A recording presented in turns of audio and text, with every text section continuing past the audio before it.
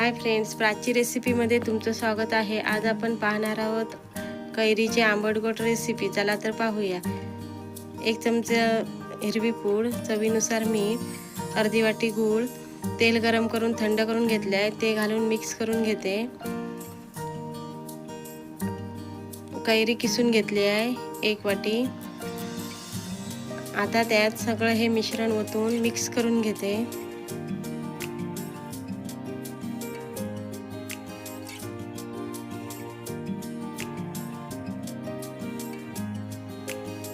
Prachi recipe हा channel आवडला असेल तर सबस्क्राईब करा, लाईक करा, कमेंट्स करायला विसरू नका।